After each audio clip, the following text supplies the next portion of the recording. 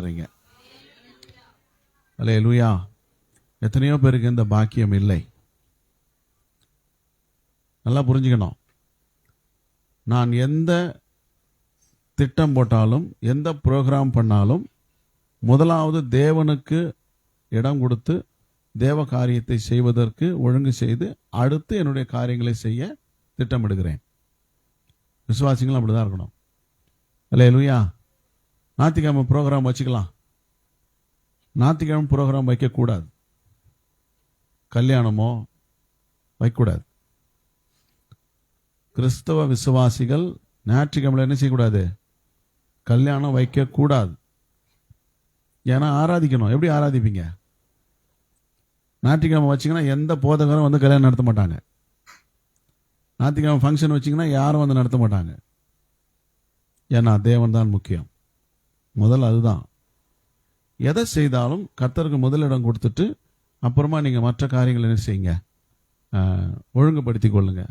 அன்னைக்கு ஒரு பெரிய ஆசீர்வாதம் வருது அப்படின்னா கூட அது தேவையில்லை. அப்படி அது பின்னால் போயிட்டா நமக்கு தேவனுடைய கிருபை இல்லாமல் போயிடும். அல்லேலூயா. அதனால் முதல் தேவனுக்கு இடம் கொடுங்கள், தேவனை முக்கியப்படுத்தி கொள்ளுங்கள். அது ஒன்று தான் உங்களை பரலோகத்துக்கு கொண்டு போகும். இங்கே நாம் எவ்வளோதான் வசதிகளோடும் வாய்ப்புகளோடும் இருந்தாலும், குறைவுகளோடு நிறைவுகளோடு இருந்தாலும் அதனால் நமக்கு எந்த பலனும் கிடையாது. நம்முடைய ஒரே நோக்கம் தேவன் வந்தால் அவர் கூட போகிறதுக்கான ஆயத்தம் இருக்க வேண்டும். அந்த சபைக்கு வர்றதுனோட நோக்கம் அதுதான். அல்லேலூயா. இப்போ நாம் எடுக்கிற தீர்மானம் உறுதி உள்ளதாக இருக்கணும். சிலர் பாருங்க, ஒரு வாரம் சீக்கிரம் வராங்க, அடுத்த வாரம் மறந்துடுறாங்க. லேட் ஆயிடுச்சு, தூங்கிட்டேன். இதெல்லாம் பதிலே காரணமே இல்லை. இதெல்லாம் ஒழுங்கினமானது. நீங்க இப்படிப்பட்ட ஒழுங்கினமா இருந்தால் தேவன் இந்த ஒழுங்கினத்தின் மூலம் நன்மைகள் கிடைக்காமல் போகும். அதாவது புத்தியினமாய் செய்தோம், புத்தி இல்லாதவர்கள் அப்படிலாம் வாசிக்கிறோம். இதெல்லாம் வந்து அவங்க ஆசீர்வாதத்தை இழந்து போயிட்டாங்கன்னு பைபிள் சொல்லுது. அது எதுக்கு அப்படி சொல்லுதுன்னா, நாம அந்த மாதிரி இழக்கக்கூடாதுன்னு சொல்லுது. நமக்கு ஒரு பாடமா சொல்லுது. அதை நம்ம என்ன செய்யணும்? கை கொள்ளணும். நீங்க உங்க வீட்டில் ஃபங்க்ஷன், உங்க வீட்டில் கல்யாணம் அப்படின்னா அப்போ வந்து யாருமே வரல, கல்யாணம் நடத்துகிறவரும் வரல, பாஸ்டரும் வரலன்னா எப்படி இருக்கும்? அந்த நேரத்துக்கு வரலன்னா எப்படி இருக்கும்? ஒரு மணி நேரம் கழிச்சு வர்றாங்க, என்ன செய்வீங்க? சந்தோஷப்படுவீங்களா? வருத்தப்படுவீங்க. தேவனும் அப்படிதான் வருத்தப்படுவார். நான் கேட்கும்போது அடுத்த முறை நடக்காதுன்னு சொல்றீங்க. இதை நீங்கள் தந்திரமாய் சொல்லுகிறீர்கள். அழகா பதில் சொல்ல கத்துக்கிட்டீங்க, ஆனா நடக்கையில் அது இல்லை. அதனால்தான் உங்க வீட்டில் ஆசீர்வாதம். நீ என்ன அழுதாலும் சரி, என்ன புலம்புனாலும் சரி, கண்ணீரை ஊத்துனாலும் சரி, உன் நடக்கை கர்த்தருக்கு பிரியமா இல்லாவிட்டால் உன் ஜெபம் அவருக்கு அருவருப்பா இருக்கும். அல்லேலூயா. ஆமா, அப்படிதான் பைபிள் சொல்லுது. அதனால் நடக்கையில் நாம கண்ணியமாய் நடக்க வேண்டும், கர்த்தருக்கு பிரியமாய் நடக்க வேண்டும். இதெல்லாம் நீங்க ஃபாலோ பண்ணுங்க, அது உங்களுக்கு ஆசீர்வாதமா இருக்கும். நீங்க யோசிச்சு பாருங்க, பக்கத்துல தான் இருக்கிறோம் நம்ம எல்லாரும். பக்கத்துல இருக்கும் போதே இந்த நிலைமை. ஒருவேளை எருசலேம் ஆலயத்துக்கு போனோம் அப்படின்னா என்ன பண்றது? அங்க போனா எப்படி போக முடியும்? தூரமா இருந்தா எப்படி போக முடியும்? போக மாட்டோம், போகவே மாட்டோம். இதுதான் நம்முடைய வளர்ச்சி. அப்படி இல்லாதபடிக்கு நமக்கு கிடைத்த இந்த நாளில், வசனம் என்ன வாசம்? உனக்கு கிடைத்த இந்த நாளில் ஆகிலும் உன் சமாதானத்துக்கு ஏற்றவைகளை நீ அறிந்திருந்தாயானால் நலமாயிருக்கும். உனக்கு கிடைச்ச அந்த நாளில் தேவன் கொடுத்த சமாதானத்தை நீ அறியவில்லை, அசட்டை பண்ணிட்டே இருக்கிறோம். அப்படி இல்லாதபடிக்கு நம்ம சீர்படுத்திக் கொள்வோம். கர்த்தர் நம்மளை ஆசீர்வதிப்பார். கர்த்தராகிய இயேசு கிறிஸ்துவுக்கும் அவருடைய வேதத்துக்கும் மகிமை உண்டாவதாக. சங்கீதம் 62 அதிகாரம், சங்கீதம் 62 அதிகாரம் 5வது வசனம். 62:5. என் ஆத்துமாவே தேவனையே நோக்கி அமர்ந்திரு, நான் நம்புகிறது அவராலே வரும். அல்லேலூயா. முதல் வசனம், தேவனையே நோக்கி என் ஆத்துமா அமர்ந்திருக்கிறது, அவரால் என் ரட்சிப்பு வரும். இரக்கமுள்ள நல்ல பிதாவே, இயேசுவின் நாமத்திலே உம்முடைய சமூகத்திலே நாங்கள் எங்களை ஒப்பு கொடுக்கிறோம். இந்த வேத வசனத்தை ஒப்பு கொடுக்கிறோம். தகப்பனே, இது எங்களுக்கு ஆசீர்வாதமாக்கி தாரும். வேத வசனங்கள் எல்லாம் ஜீவனுள்ளதுதான், ஆனாலும் அதை முக்கியப்படுத்துகிறவர்களையே அது ஆசீர்வதிக்கிறது. ஆக இன்றைக்கு எங்கள் உள்ளம் புரிந்து கொண்டு நாங்கள் ஆசீர்வதிக்கப்பட எங்களுக்கு உதவி செய்யும். இயேசுவின் நாமத்தில் பிதாவே, ஆமேன். அல்லேலூயா. கர்த்தருக்கு மகிமை உண்டாகட்டும். இங்கே வேதம் சொல்லுகிறது, நான் நம்புகிறது அவராலே வரும். நான் எதை நம்புறனோ அது யாரால வரும்? கர்த்தராலே வரும். அப்படின்னா எதையெல்லாம் நம்பணும், எதையெல்லாம் நம்பக்கூடாது? ஒரு கேள்வி வருது. எதையெல்லாம் நம்பணும், எதையெல்லாம் நம்பக்கூடாது? நாம் முதலாவது எதை நம்பக்கூடாது? நான் நம்புறது அவராலே வரணும்னா நான் எதை நம்பக்கூடாது? எரேமியா 3:23, குன்றுகளையும் திரளான மலைகளையும் நம்புகிறது விருதா என்பது மெய். இஸ்ரவேலின் ரட்சிப்பு எங்கள் தேவனாகிய கர்த்தருக்குள் இருப்பது என்பது மெய்யே அப்படின்னு வாசிக்கிறோம். இப்ப நாம் எதை நம்பக்கூடாது? குன்றுகளையும் திரளான மலைகளையும் நம்பக்கூடாது. அப்படின்னா அங்கே குடியிருக்கிறவர்கள், பெரிய பெரிய மலையிலேயும் குன்றுகளிலேயும் குடியிருக்கிறவர்கள், அதில் இருக்கிற ஆசீர்வாதங்கள், நன்மைகள் எதையுமே நம்ம என்ன செய்யக்கூடாது? நம்பக்கூடாது அப்படின்னு வசனம் சொல்லுது. 2 ராஜாக்கள் 18:21, இதோ நெறிந்த நாணல் கோலாகிய அந்த எகிப்தை நம்புகிறாய், அதன் மேல் ஒருவன் சாய்ந்தால் அது அவன் உள்ளங்கையில் பட்டு உருவிப்போம். எகிப்தின் ராஜாவாகிய பார்வோன் தன்னை நம்புகிற யாவருக்கும் இப்படியே இருப்பான். அப்படின்னா என்ன அர்த்தம்? உலகத்தையும் உலகத்தில் உள்ளவர்களையும் நாம் நம்பக்கூடாது. அல்லேலூயா. அது ராஜாவானாலும் சரி, மந்திரியானாலும் சரி, அது பிரபுக்களானாலும் சரி, அமைச்சர்கள் ஆனாலும் சரி, யாராக இருந்தாலும் நாம் அவர்களை நம்பக்கூடாது. அப்படி நம்பினா அதுக்கு அவர் எக்ஸாம்பிள் சொல்றாரு. நெறிந்த நாணல் கோல், அது எப்படி இருக்கும்? நெறிந்த நாணல் கோல், அதாவது அந்த அது வந்து உடைஞ்சு போயிருக்கும். நீங்க உங்களுக்கு எத்தனை பேருக்கு தெரியும் தெரியல, அது 6 படுகைகள் இங்கெல்லாம் வளரும், நல்ல புல்லாங்குழல்லாம் செய்வாங்க. அது உடைஞ்சிட்டா சம கூர்ப்பா இருக்கும். அது பட்டுதுன்னு வைத்தீங்களேன், அப்படி அறுத்துரும், துண்டாகிடும், அவ்வளவு கூர்மை. அப்படிப்பட்ட நாணல் கோலை போல நீ மனுஷனையோ உலகத்தையோ நம்பினால், உலகத்தில் உள்ளவர்களை நம்பினால் அது பட்டு உருவி போகனா அறுத்துறோன்னு அர்த்தம். அல்லேலூயா. அதனால நம்பக்கூடாது. சங்கீதம் 115:4 முதல் 8 வரைக்கும் வாசிக்கும் போது, அவர்களுடைய விக்கிரகங்கள் வெள்ளியும் பொன்னும் மனுஷனுடைய கைவேலையுமா இருக்கிறது. அவைகளுக்கு வாயிருந்தும் பேசாது, கண்களிலிருந்தும் காணாது, காதுகளிலிருந்தும் கேளாது, மூக்கிலிருந்தும் முகராது, கைகளிலிருந்தும் தொடாது, கால்களிலிருந்தும் நடவாது, தங்கள் தொண்டையால் சத்தமிடவும் மாட்டாது. அவைகளை பண்ணுகிறவர்களும் அவைகளை நம்புகிறவர்கள் யாவரும் அவைகளைப் போலவே இருக்கிறார்கள். ஆகவே விக்கிரகத்தையும் விக்கிரக ஆராதனைக்காரர்களையும் நம்பக்கூடாது. அல்லேலூயா. கர்த்தருக்கு மகிமை உண்டாகட்டும். நீதிமொழிகள் 11:28 அங்க என்ன வாசிக்கிறோம் அப்படின்னா, தன் ஐஸ்வர்யத்தை நம்புகிறவன் விழுவான். அப்படின்னா பணத்தை என்ன செய்யக்கூடாது? ஆமா, நம்மிடத்தில் இருக்கிற ஆஸ்திகளை கூட நாம் நம்பக்கூடாது. அப்படி நம்பினா அவர்கிட்ட இருந்து ஒன்றும் வராது. எரேமியா 48:7 வாசிக்கும் போது, நீ உன் சம்பத்தையும் உன் பொக்கிஷங்களையும் நம்புகிறபடியினாலே நீயும் பிடிக்கப்படுவாய். அப்பொழுது கேமோஷ் சிறை பிடிக்கப்பட்டு போகும், அதன் ஆசாரியரும் பிரபுக்களும் ஏகமாய் சிறைப்பட்டு போவார்கள். உன் சம்பத்தையும் உன் பொக்கிஷங்களையும் நீ நம்பாதே, அது துருப்பிடித்து போகும். அல்லேலூயா. இதெல்லாம் நம்பக்கூடாது. அப்புறம் இன்னும் முக்கியமான விஷயம், நீதிமொழிகள் 28:26 ஒரு வார்த்தை சொல்லப்பட்டிருக்கு, தன் இருதயத்தை நம்புகிறவன் மூடன். இருதயத்தை கூட என்ன செய்யக்கூடாது? உங்க இருதயத்தை நீங்க நம்பக்கூடாது. உங்க சொந்த நம்பிக்கையை நீங்க நம்பக்கூடாது. தேவன் கொடுக்கிற நம்பிக்கை தான் நம்பணும். அல்லேலூயா. சொந்த நம்பிக்கையில இருக்கக்கூடாது, சுயமான ஒரு நம்பிக்கையில இருக்கக்கூடாது.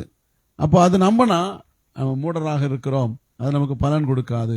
இதையெல்லாம் நம்பக்கூடாதுன்னு பைபிள் சொல்லுது. எரேமியா 7ஆம் அதிகாரத்தில் ஆலயத்துக்கு போறவங்களை பற்றி எழுதப்பட்டிருக்குது. 4வது வசனம், 11வது வசனம், 8வது வசனங்கள்ல தொடர்ச்சியா வாசிக்கிறேன்.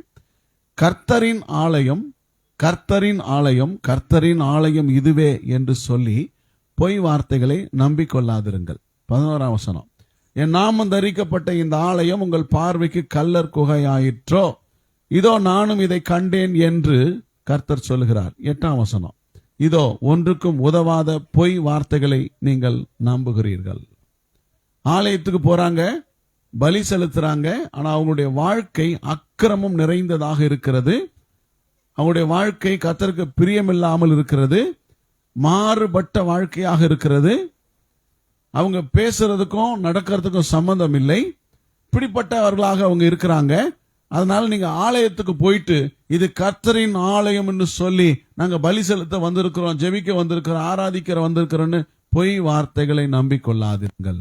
உங்கள் வாழ்க்கை கர்த்தருக்கு பிரியமாக இருக்குமானால் நீங்கள் போகிற ஆலயம் உங்களை ஆசீர்வதிக்கும்.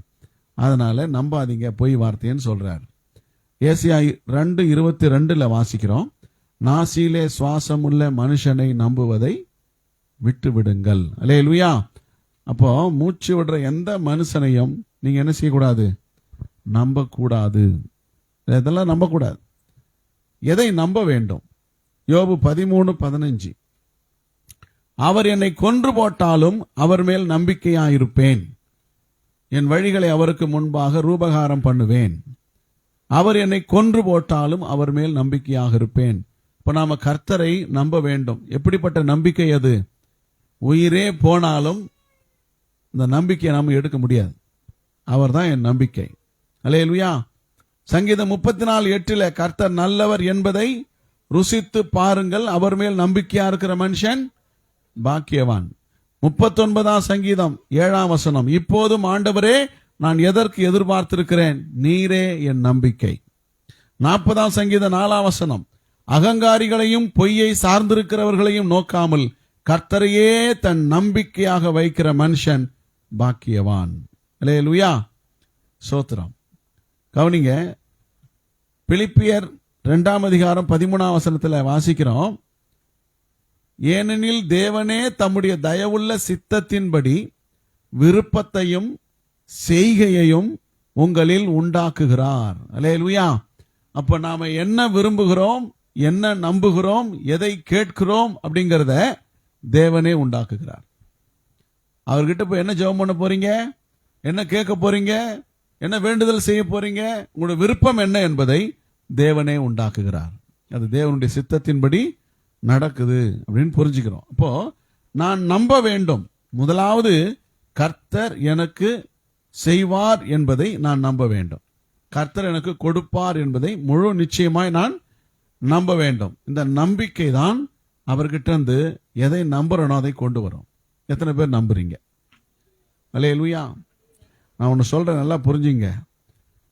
இந்த காலத்தில் நீங்க அசட்டைத்தனமாய் இருப்பீர்களானால் நீங்க விட்டுடுவீங்கன்னு சொன்னா ஒரு நாள் வரும், அன்னைக்கு உங்களுக்கு வாய்ப்பு இருக்காது, வாய்ப்பே கிடைக்காது. அல்லேலூயா. வாய்ப்பு இருக்கும்போது என்ன செய்யுங்க? நீங்க அதை பயன்படுத்தி கொள்ளுங்க, பிரயோஜனப்படுத்திக் கொள்ளுங்க. உங்க வாழ்க்கையில் அது மாற்றங்களை கொண்டு வரும். நான் விட்டுட்டீங்கன்னு சொன்னா, நான் தேவ பக்தி உள்ளவனா இருந்தேன் என்று சொன்னாலும் அது உங்களுக்கு பயன் அளிக்காது, பலன் கொடுக்காது. கர்த்தர் ஒவ்வொருடைய வாழ்க்கையும் கூர்ந்து கவனிக்கிறார். ஒவ்வொருடைய அசைவுகளையும் கர்த்தர் கவனிக்கிறார். நடக்கைகளை கர்த்தர் கவனிக்கிறார். நீங்கள் பதில் சொல்ல வேண்டி வரும், தப்பிக்க முடியாது. அதனால கவனமா நீங்க என்ன செய்யுங்க? கர்த்தரிடத்துல கேளுங்க. நாம கர்த்தரிடத்துல எதை கேட்கிறோம், எதை கேட்கிறோம் அப்படிங்கிறது ரொம்ப முக்கியம். ஏன்னா தேவனுடைய சித்தத்தின்படி கேட்டால் மட்டுமே கேட்கிறவர்களுக்கு கிடைக்கும் என்று வேதம் சொல்லுது. தேவ சித்தம் இல்லாமல் ஒன்றை கேட்டால் அது நமக்கு என்ன செய்யாது? கிடைக்காது. தேவ சித்தம் இருக்கணும். தேவனுக்கு சித்தமா இருந்தால் பைபிள் சொல்லுது, கர்த்தாவே உமக்கு சித்தமா இருந்தால், அப்படிதான் சொல்லணும். அப்ப நாம நம்புகிறதை கர்த்தர் கொடுக்கிறார் அப்படின்னா அப்ப எவ்வளவு நம்ம மேல ஒரு கரிசனை உள்ளவராக இருக்கிறார். நான் நம்புகிறது அவராலே வரும். அல்லேலூயா. சரி, நாம நம்ப வேண்டிய ஒரு 3 காரியங்களை நான் சொல்லுகிறேன். ஒரு 3 விஷயம் தான் பார்க்க போறோம். நான் நம்புறது. நான் எதை நம்புறேன் அப்படின்னா, வாக்கு தத்தத்தை நான் நம்புகிறேன். எதை நம்பணும்? வாக்கு தத்தத்தை நான் நம்ப வேண்டும். தேவன் கொடுத்த வாக்கு தத்தத்தை நான் நம்பினால் அந்த வாக்கு தத்தம் அவராலே வரும். எத்தனை பேர் விசுவாசிக்கிறீங்க? அல்லேலூயா. வாக்கு தத்தம் எத்தனை பேர் நம்புறீங்க? என்ன வாக்கு தத்தம் கொடுத்தோம்? கர்த்தர் மகிழ்ச்சியா இருப்பார். அல்லேலூயா. அப்ப அந்த வாக்கு தத்தம் கொடுத்தார்னா அந்த வாக்கு தத்தம் நமக்கு நிறைவேறும். நீங்க வாசிக்கலாம், ரோமருக்கு எழுதின நிருபம் 4ஆம் அதிகாரம் 17 முதல் 21 வரைக்கும் நான் வாசிக்கிறேன். நல்லா கவனிங்க. வேத வசனம் வாக்கு தத்தம். அநேக ஜாதிகளுக்கு உன்னை தகப்பனாக ஏற்படுத்தினேன் என்று எழுதியிருக்கிறபடி அவன் தான் விசுவாசித்தவருமாய் மரித்தோரை உயிர்ப்பித்து இல்லாதவைகளை இருக்கிறவைகளை போல் அழைக்கிறவருமாய் இருக்கிற தேவனுக்கு முன்பாக நம் எல்லாருக்கும் தகப்பனானான். உன் சந்ததி இவ்வளவாய் இருக்கும் என்று சொல்லப்பட்டபடியே தான் அநேக ஜாதிகளுக்கு தகப்பனாவதை நம்புகிறதற்கு ஏதுவில்லாதிருந்தும் அதை நம்பிக்கையோடு விசுவாசித்தான். அவன் விசுவாசத்திலே பலவீனமாய் இருக்கவில்லை. அவன் ஏறக்குறைய 100 வயது உள்ளவனாய் இருக்கும்போது தன் சரீரம் செத்து போனதையும் சாராளுடைய கர்ப்பம் செத்து போனதையும் எண்ணாதிருந்தான். தேவனுடைய வாக்குத்தத்தத்தை குறித்து அவன் அவிசுவாசமாய் சந்தேகப்படாமல் தேவன் வாக்குத்தத்தம் பண்ணினதை நிறைவேற்ற வல்லவராய் இருக்கிறார் என்று முழு நிச்சயமாய் நம்பி தேவனை மகிமைப்படுத்தி விசுவாசத்தில் வல்லவனானான். அல்லேலூயா. இந்த 4 வசனங்களிலே 5 வசனங்களிலே ஒரு 3 முக்கியமான காரியங்களை நாம் பார்க்கலாம். 3 முக்கியமான காரியம் அங்கே சொல்லப்பட்டிருக்கிறது. ஒன்று, அவன் விசுவாசத்திலே பலவீனமாய் இருக்கவில்லை. நான் நம்புகிறது அவராலே வர வேண்டுமானால் விசுவாசத்திலே பலவீனமாய் இருக்கக்கூடாது. 19ஆம் வசனம் சொல்லுது, அவன் விசுவாசத்திலே பலவீனமாய் இருக்கவில்லை. இரண்டாவது, அவன் அவிசுவாசமாய் சந்தேகப்படவில்லை. அல்லேலூயா. என்ன செய்யலாம? அவன் சந்தேகப்படல. மூன்றாவது, முழு நிச்சயமாய் நம்பினான். இந்த 3ம் முக்கியமாய் நமக்கு இருக்குமானால் நான் நம்புகிறது அவராலே வரும். அல்லேலூயா. என்ன இருக்கணும்? விசுவாசத்திலே பலவீனம் இருக்கக்கூடாது, சந்தேகப்படக்கூடாது, முழு நிச்சயமாய் நம்பணும். இந்த 3 காரியங்கள் ஆபிரகாமுடைய வாழ்க்கையில இருந்தபடினாலே அவனுடைய வாழ்க்கையை கர்த்தர் வாக்கு தத்தத்தை பலிக்க பண்ணினார். வாக்கு தத்தம் அவனை நம்பினான். வாக்கு தத்தம் வரும். நம்பிக்கை இல்லாத சூழ்நிலையில, ஏற்றுக்கொள்ள முடியாத ஒரு சூழ்நிலையில, சாதகமில்லாத ஒரு சூழ்நிலையில வாக்கு தத்தம் வரும். அதைத்தான் இங்க அவரு அதுல பலவீனமா இல்லை, சந்தேகப்படவில்லை, முழு நிச்சயமாய் நம்பினார். இந்த 3 குறிப்புகளை விவரமா நாம கவனிக்கலாம். அவன் விசுவாசத்தில் பலவீனமா இருக்கவில்லை. நல்லா கவனிங்க. மார்க் 9ஆம் அதிகாரம் 22, 23, 24 வசனத்துல இவனை கொல்லும்படிக்கு அது அநேகந்தரம் தீயிலும் தண்ணீரிலும் தள்ளிற்று. நீர் ஏதாகிலும் செய்யக்கூடுமானால் எங்கள் மேல் மனதிறங்கி எங்களுக்கு உதவி செய்ய வேண்டும் என்றான். இயேசு அவனை நோக்கி, நீ விசுவாசிக்க கூடுமானால் ஆகும், விசுவாசிக்கிறவனுக்கு எல்லாம் கூடும் என்றார்.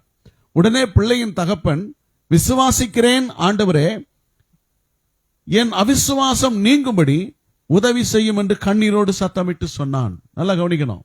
இது விசுவாசத்தில் பலவீனம். இவன் விசுவாசத்திலே பலவீனமாக இருக்கிறான். அதனால்தான் அவன் சொன்னா, நான் விசுவாசிக்கிறேன், எனக்குள்ளே அவிசுவாசம் இருக்கிறது. அல்லேலூயா. அப்படியானால் விசுவாசிகளுக்கு அவிசுவாசம் இருக்கும்போது அவங்க எப்படி இருக்கிறாங்கன்னா பலவீனமாக இருக்கிறார்கள். விசுவாசத்தில் எப்படி இருக்காங்க? பலவீனர்களாக இருக்கிறார்கள். அந்த பலவீனம் இருக்குமானால் தேவனுடைய வாக்குத்தத்தம் நிறைவேறுவது கடினம். இயேசுவே கேட்கிறார், விசுவாசிக்க கூடுமானால், நீ விசுவாசிக்க கூடுமானால் அப்படின்னா உன் விசுவாச பலவீனத்திலிருந்து நீ பலப்படுவாயானால், உன் பலவீனம் நீங்குமானால் நீ விசுவாசத்துல பலப்பட வேண்டும். அப்போ நான் உனக்கு உதவி செய்ய முடியும் அப்படின்னு சொல்லி சொல்றார். உடனே அவர் ஒப்புக்கொள்கிறான், நான் உண்மையிலே பலவீனமா தான் இருக்கிறேன், நான் விசுவாசத்துல பலவீனமா இருக்கிறேன் ஆண்டவரே, எனக்கு அவிசுவாசம் இருக்குது, என்னால் அதை மாற்றிக்கொள்ள முடியலன்னு கண்ணீரோடு ஜெபிக்கிறான். அன்றைக்கு அவன் பலவீனத்தை கர்த்தர் மாற்றினார். அல்லேலூயா. உடனே அங்க அவனுடைய மகனுக்கு சுகம் கிடைக்குது. சிறு வயதில் பிடித்த அந்த பிசாசு அவனை விட்டு விலகி போகிறது. அவனுக்கு நல்ல சுகத்தை கர்த்தர் கொடுக்கிறார். அப்போ நம்முடைய வாழ்க்கையில பலவீனம் இருக்கும் வரையிலும் எந்த விடுதலையும் நான் பெற்றுக்கொள்ள முடியாது. அல்லேலூயா. ஆமா, நீங்க ஒரு 10 நாள் ஜெபம் பண்ணாம நீங்க விசுவாசத்துல எதை சொன்னாலும் அதுல பலம் இருக்காது, அந்த வார்த்தையில ஜீவனும் இருக்காது, உங்களுக்கு அதுல நம்பிக்கையும் இருக்காது. உங்களுக்கே தெரியும் உங்க சோர்வு, உங்க பலவீனம், உங்க வாழ்க்கை. அல்லேலூயா. ஆமா, அப்ப நம்முடைய வாழ்க்கையை கர்த்தர் பலப்படுத்தணும், விசுவாசத்தை பலப்படுத்தணும்னு விரும்புறார். ஆபிரகாம் கர்த்தர் தனக்கு அளித்த வாக்குறுதியை முழுமையாக அவர் நம்புறார். வயசாகி போச்சு, 100 வயசாகி போச்சு, நம்புறதுக்கு சூழ்நிலையில வசனமே சொல்லுது, நம்புகிறதற்கு ஏதுவில்லாதிருந்தும். நம்புறதுக்கு எதுவுமே இல்ல, சூழ்நிலையே இல்ல. எப்படி நம்புறது? நம்புறதுக்கு தான் ஒண்ணுமே இல்லையே. எதை வச்சு நம்புறது? வயசு 100, சரீரம் செத்து போச்சு, எப்படி நம்புறது? அப்பனா சூழ்நிலையே சரியில்லாத ஒரு நேரத்தில் ஒரு மனுஷன் நம்ப முடியுமா? தடையாகவோ குறைபாடாகவோ கருதாமல் கர்த்தரை முழுமையாக அவர் நம்புகிறார். அப்ப என்ன புரிஞ்சுக்கணும்னா, அவர் விசுவாசத்தில் பலவீனமா இருக்கவில்லை. நாம எப்ப பலவீனமாக போகிறோம்? நம்முடைய சூழ்நிலையை பார்க்கும்போது, நம்முடைய நிலைமையை பார்க்கும்போது நம்ம எப்படி ஆயிடுறோம்? பலவீனப்பட்டு போயிடுறோம். நம்பிக்கையே நமக்கு போயிடுது, விசுவாசமே இல்லை. ஆனா அவர் அப்படி பார்க்கல. தன்னுடைய சரீரத்தை அவர் பார்க்கல, தன் நிலையை அவர் பார்க்கல, தன் சூழ்நிலையை அவர் பார்க்கல. வாக்குத்தத்தம் சொன்ன தேவனை பார்த்தார். அவர் பலவீனமாக இல்லை, அதனால்தான் அப்படி பைபிள் சொல்லுது. அல்லேலூயா. நீங்க வாசிக்கும் போது எபிரேயர் 11:12 வசனம், விசுவாசத்தினாலே சாராலும் வாக்குத்தத்தம் பண்ணினவர் உண்மையுள்ளவர் என்று எண்ணி கர்ப்பந்தரிக்க பலனடைந்து வயது சென்றவளாயிருந்தும் பிள்ளை பெற்றாள். ஆனபடியால் சரீரம் செத்தவள் என்று எண்ணத்தகும் ஒருவனாலே வானத்தின் பெருக்கமான நட்சத்திரங்களைப் போல கடற்கரையில் உள்ள எண்ணிருந்த மணலைப் போல மிகுந்த ஜனங்கள் பிறந்தார்கள் வாசிக்கிறோம். நல்லா கவனிக்கணும். உங்களுக்கு ஒரு கேள்வி. இங்க ஆதியாகமம் 18வது அதிகாரத்திலே இயேசு கிறிஸ்து தூதர்களோடு ஆபிரகாமுடைய வீட்டுக்கு வந்து சாப்பிட்ட பிறகு ஒரு உற்பவ கால திட்டத்திலே வருவேன், ஒரு குமாரன் உனக்கு இருப்பான் அப்படின்னு சொல்றார். இதை சாராள் கேட்டு நகைக்கிறாள். என்ன செய்யறாங்க? சிரிக்கிறாங்க. இப்ப ஆண்டவர் கேட்கிறார், ஏன் நீ நகைக்கிற அப்படின்னு கேட்டோம். நான் நகைக்கவில்லை. இல்லை, நீ நகைத்தாய் அப்படின்னு சொல்றார். இப்ப இந்த இடத்துல சாராள் அவங்க விசுவாசித்தாங்கன்னு எடுத்துக்கொள்ள முடியுமா? அவங்க நகைத்தார்களே அப்படின்னா என்ன அர்த்தம்? அவங்க எனக்கு போய் பிள்ளை பிறக்க போதா அப்படின்னு சிரிக்கிறாங்களே. அது சிலர் வாசிக்கும் போது எப்படி தோன்றுகிறது? நம்பிக்கை இல்லாம அவங்க சிரிச்சா மாதிரி தெரியுதே. ஏசப்பா சொல்ற வார்த்தையில அவங்களுக்கு நம்பிக்கை இல்லாத மாதிரி இருக்கிறாங்களே அப்படின்ற ஒரு எண்ணம் நமக்கு வருது. ஆனா இந்த வசனத்தை நாம் எப்படி புரிந்து கொள்ள வேண்டும் என்றால், கர்த்தர் வந்து போன பிறகு, நீ நகைத்தா என்று சொல்லிட்டு போன பிறகு ஆபிரகாம் சாராளோடு பேசுகிறான். கர்த்தர் சொன்னால் நடக்கும். அதனால்தான் வசனம் அங்க இப்படி போட்டிருக்கு, விசுவாசத்தினாலே சாராளும். அதுக்கு முன்னாடி அவங்க என்ன செய்யல? ஆபிரகாமை போல விசுவாசிக்கல. ஆனா இப்ப எப்படி விசுவாசிக்கிறாங்கன்னா, சாராளும் இந்த சம்பவங்களுக்கு பிறகு அவள் பலவீனத்தை விட்டு நீங்கி கர்த்தரால முடியும் என்பதை நம்புகிறாள். சாராளும் வாக்குத்தத்தம் பண்ணினவர் உண்மை உள்ளவர் என்று எண்ணினாள். ஆபிரகாம் அவருடைய பலவீனத்தை மாற்றுகிறார். அல்லேலூயா. நல்லா கவனிக்கணும். ஒரு குடும்பத்துல ஒருவர் பலப்பட்டு இன்னொரு பலவீனமாக இருந்தால் அங்கே நன்மை வராது. அதனால்தான் அங்க கர்த்தர் பலப்படுத்துகிறார். அல்லேலூயா. நீங்க என்ன நினைக்கிறீங்க? உங்க மனைவி ஜெபம் பண்ணா உங்களுக்கு ஆசீர்வாதம் வந்துருமா? உங்க கணவர் ஜெபம் பண்ணா உங்களுக்கு ஆசீர்வாதம் வந்துருமா? உங்க தகப்பன் ஜெபம் பண்ணா உங்களுக்கு ஆசீர்வாதம் வந்துருமா? நீங்க மனமோன போக்கில் போவீங்களா? பலப்படுங்க. பலவீனமா இருந்தால் நன்மை அவரிடத்திலிருந்து வரவே வராது, வாய்ப்பே இல்லை. அல்லேலூயா. ஆதியாகமம் 18 வாசிக்கிறோம் இல்லையா? ஆபிரகாமும் சாராளும் வயது சென்று முதிர்ந்தவர்களாய் இருந்தார்கள். அடுத்த வார்த்தை, ஸ்திரீகளுக்குள்ள வழிபாடு சாராளுக்கு நின்று போயிற்று. நல்லா கவனிக்கணும். ஸ்திரீகளுக்குள்ள வழிபாடு நின்று போன ஒருத்தி என்ன விசுவாசிக்கிறான் அப்படின்னு சொன்னா, வாக்குத்தத்தம் பண்ணினவர் உண்மை உள்ளவர். அல்லேலூயா. அவருக்கு சரீரத்தில் இருக்கிற பிரச்சனை எல்லாம் ஒரு பிரச்சனையே கிடையாது. அவருக்கு சரீரம் எல்லா ஒத்துழைப்போடு இருந்தால்தான் தேவன் அற்புதம் செய்ய முடியும் என்பது கிடையாது. அவர் உண்மை உள்ளவர். பலவீனத்தை விட்டு அவர் நீங்கி இந்த சூழ்நிலையெல்லாம் பார்த்து பலவீனப்பட்டு போயிருந்தா. அவளே சொல்றா, ஸ்திரீகளுக்குள்ள வழிபாடு நின்று போயிற்று, எப்படி பிள்ளை பிறக்கும்? உங்க சரீரம் செத்து போச்சு, எப்படி பிள்ளை பிறக்கும் அப்படின்னு சொல்லும் போது பலவீனமாக இருந்தாங்க. ஆபிரகாம் பேசி புரிய வைக்கிறார். என்ன புரிய வைக்கிறார்? வாக்குத்தத்தம் பண்ணினவர் உண்மை உள்ளவர். அல்லேலூயா. அவரால் ஆகாத காரியம் ஒன்றுமில்லை. அப்போ அவங்க விசுவாசிக்கிறாங்க, அந்த விசுவாசத்தில் அவங்க பலப்படுகிறார்கள். அல்லேலூயா. இப்ப நாம எந்த அளவுக்கு பலவீனமா இருக்கிறோமோ, பலப்படாத வரைக்கும் தேவனால் நாம் பெற்றுக்கொள்ள முடியாது. நான் நம்புறது அவரால வராது. அல்லேலூயா. 13ஆம் வசனத்துல வாசிக்கிறோம், அப்பொழுது கர்த்தர் ஆபிரகாமை நோக்கி, கவனிங்க, ஆபிரகாமை நோக்கி சாரால் நகைத்து, அந்த சிரிப்புக்கு என்ன அர்த்தம் சொல்றாரு அவரு. சிரிச்சாங்கல்ல, நகைத்தால, அதுக்கு என்ன அர்த்தம் சொல்றாரு? நான் கிழவியா இருக்க பிள்ளை பெறுவது மெய்யோ என்று சொல்லுவானேன் உள்ளத்துல. சிரிப்புக்கு அர்த்தம். சிலர் சிரிக்கிறாங்க சிரிக்கிறாங்க. அந்த சிரிப்புக்கு அர்த்தம் யாருக்கு தெரியுது? கர்த்தருக்கு தெரியுது. சாரால் நகைக்கிறாங்க. நகைப்புக்கு சிரிப்புக்கு அர்த்தத்தை கர்த்தர் சொல்லுகிறார். என்ன நினைச்சு சிரிச்சாங்களாம்? நான் கிழவியா இருக்க பிள்ளை பெறுவது மெய்யோ அப்படின்னு சிரிச்சாங்களாம். அதை கரெக்டா கர்த்தர் சொல்லிடுறார். இப்போ இதுவரைக்கும் அவள் பலவீனமாக இருக்கிறாள். அவங்க எப்படி இருக்காங்க? விசுவாசத்துல பலவீனமாக இருக்கிறாங்க.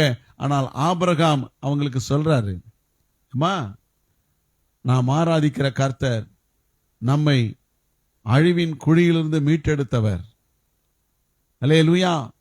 மகிமையாய் தரிசனமாகி நம்மளை கொண்டு வந்திருக்கிறவர். அவர் வாக்குத்தத்தம் பண்ணினவர், உண்மை உள்ளவர். அப்புறம் தான் வசனம் சொல்லுது, சாராலும் அவர் உண்மை உள்ளவர் என்று எண்ணினாள். பலப்படுறாங்க. நீங்க எது வரைக்கும் பலவீனமா இருப்பீங்களோ அது வரைக்கும் ஒண்ணும் நடக்காது. நீங்க இன்றைக்கு பலப்படுவீங்கன்னு சொன்னா, நீங்க விரும்புறது அவராலே வரும். நான் நம்புறது அவராலே வரும். அல்லேலூயா. 1 தெசலோனிக்கேயர் 1ஆம் அதிகாரம் 8ஆம் வசனம் சொல்லுது, எப்படி எனில் உங்களிடத்திலிருந்து கர்த்தருடைய வசனம் மக்கதோனியாவிலும் அகாயாவிலும் தொனித்ததும் அல்லாமல் நாங்கள் அதை குறித்து ஒன்றும் சொல்ல வேண்டியதா இராதபடிக்கு தேவனை பற்றின உங்கள் விசுவாசம் எங்கும் பிரசித்தமாயிற்று. உங்க விசுவாசம் எப்படி இருக்கு? எப்படி இருக்கு? நல்லா கவனிக்கணும். உங்க மூலமா எங்கெல்லாம் போயிருக்கு வசனம்? அகாயாவிலும் மக்கதோனியாவிலும் தொனித்தது. என்ன தொனிச்சிருக்கு? நீங்க வசனத்தின் மேல் வைத்திருக்கிற விசுவாசம். அதை குறித்து நாங்க ஒண்ணுமே சொல்ல வேண்டிய அவசியம் இல்லை. உங்களை பத்தி நாங்க ஒன்னும் சொல்ல வேண்டிய அவசியம் இல்லை. உங்கள் விசுவாசம் இங்கெல்லாம் பரவி இருக்கிறது, இங்கெல்லாம் பிரசித்தமாக இருக்கிறது. அல்லேலூயா. அவங்க விசுவாசத்துல பலவீனமா இல்ல. நாம எந்த அளவுக்கு விசுவாசத்துல பலமா இருக்கிறோம்? அல்லேலூயா. எந்த அளவுக்கு பலவீனமா இருக்கிறோம் நமக்கு தான் தெரியும். அல்லேலூயா. நான் சொல்லுவேன், வசனம் தெரியாதவர்கள் விசுவாசத்துக்கு சம்பந்தமே இல்லாதவர்கள். விசுவாசமே உங்களுக்கு சம்பந்தமே இல்லை. வசனம் இல்லாம உன்னால விசுவாசத்தில் நிலைக்கவே முடியாது. வசனம் தெரியாம இயேசுவை நீ பற்றி கொள்ளவே முடியாது. உன்னுடைய பக்தி வைராக்கியம் உனக்கு எந்த அளவுக்கு இருக்குமோ அந்த அளவுக்கு உனக்கு வசனம் தெரிஞ்சிருக்கணும். அந்த வசனம் தான் உன்னை விசுவாசத்துல பலப்படுத்தும். அல்லேலூயா. இப்ப இவங்க அப்படித்தான். கர்த்தருடைய வசனம் உங்களிடத்தில் இருந்து, உங்ககிட்ட இருந்து கர்த்தருடைய வசனம் இங்கெல்லாம் தொனிக்கிறது. உன் விசுவாசம் இங்கெல்லாம் பரவுகிறது. அப்ப உனக்குள்ளே வசனமும் விசுவாசமும் இருக்குமானால் அது எப்படிப்பட்ட பலத்தை வெளியே ஜனங்களுக்கு அறிவிக்கிறது. அல்லேலூயா. இப்ப வசனம் விசுவாசத்தை கொடுக்குது. எத்தனை பேர் விசுவாசிக்கிறோம்? எத்தனை பேர் நம்புறீங்க, விசுவாசிக்கிறீங்க? ஏன் உன்னுடைய வாழ்க்கையில நல்லா புரிஞ்சுக்கணும். ஏன் உனக்கு நன்மை வரல, நீ நம்புறது இன்னும் வரல அப்படின்னா, உங்ககிட்ட இருக்கிற குறையை நீ தேடி கண்டுபிடிக்கணும். ரட்சிப்பு வரல, நன்மை வரல, ஆசீர்வாதம் வரல, சமாதானம் வரல, எதுவுமே வரலன்னா ஏன் வரல?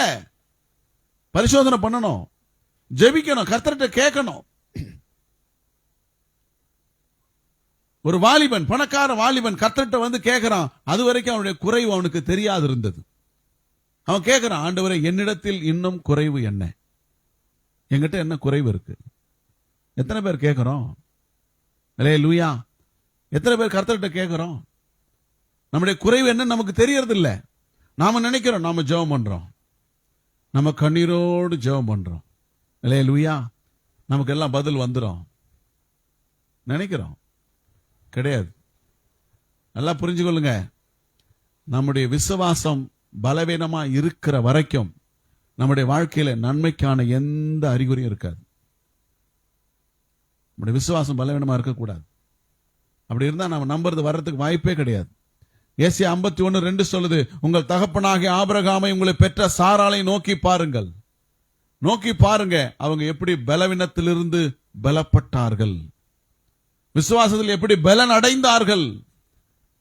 வசனமே சொல்லுது, உண்மை உள்ளவர் என்று எண்ணி. நீ என்ன எண்ணணும்? அதான் விசுவாசம். அவர் உண்மை உள்ளவர் என்ன செய்யணும்? எண்ணணும். என்னன்னா நினைக்கணும். உன் நினைவுகள் உன்னை என்ன செய்யணும்? தேவனிடத்தில் இழுத்து கொண்டு போகணும். உன்னத பாட்டில் வாசிக்கிறோம், என்னை இழுத்து கொள்ளும். எங்க வந்துருவேன்? ஓடி வந்துருவேன். இழுத்து கொள்ளும். அப்படின்னா வராதவங்களை தேவன் என்ன செய்யல?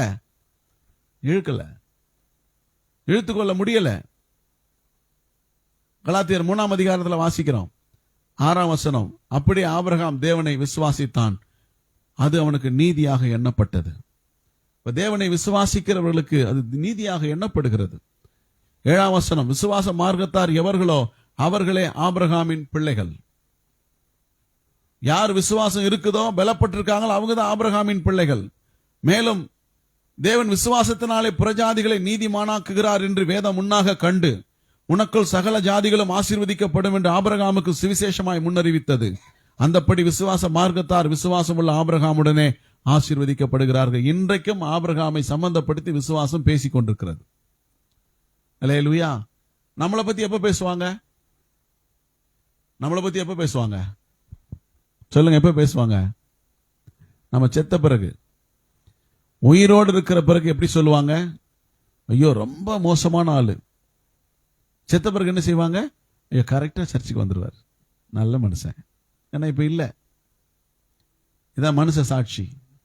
ஆனா ஆபிரகாம் மரித்த பிறகும் வேதம் சொல்லுகிறது, விசுவாசமுள்ள ஆபிரகாமுடனே ஆசீர்வதிக்கப்படுகிறார்கள். அல்லேலூயா. இன்னைக்கும் விசுவாசம் ஆபிரகாமை பேசிக் கொண்டிருக்கிறது. நம்மளை குறித்து என்ன பேசுது? அல்லேலூயா. நாம பலப்பட வேண்டும். அப்போ நாம் அவரிடத்தில் பெற்றுக்கொள்வோம். நான் நம்புறது அவராலே வரும். அல்லேலூயா. இரண்டாவது பாத்தீங்கன்னா, அவன் அவிசுவாசமாய் சந்தேகப்படவில்லை. ரோமர் 4:20 வாசிக்கிறோம், தேவனுடைய வாக்குத்தத்தத்தை குறித்து அவன் அவிசுவாசமாய் சந்தேகப்படாமல், கர்த்தர் வாக்கு கொடுத்தால் சந்தேகப்படக்கூடாது. அல்லேலூயா. இப்போ இப்படி சொல்றேனே, உங்க அப்பா அல்லது அம்மா, நல்லா புரிஞ்சுங்க, உங்களுக்கு ஒரு வார்த்தை சொல்லிட்டாங்க. என்ன சொல்லிட்டாங்க? நான் இந்த காரியத்தை உனக்கு செய்து தருகிறேன் அப்படின்னு சொல்லிட்டாங்க. உங்களுக்கு எவ்வளவு நம்பிக்கை வருது அதுல? அப்படின்னா என்ன அர்த்தம் அதுக்கு? அப்பா சொன்னா என்ன செய்வாங்க? செஞ்சிருவாங்க. அம்மா சொன்னா செய்திருவாங்க. அவ்வளவு நம்பிக்கை. அவர்கள் கொடுத்த வாக்குறுதியின் மேல அவ்வளவு நம்பிக்கை. அவங்க சொன்ன சொல் தவற மாட்டார்கள் என்கிற நம்பிக்கை. அதுபோல இங்க ஆபிரகாம் பாருங்க, வாக்குத்தத்தத்தை குறித்து சந்தேகப்படவில்லை.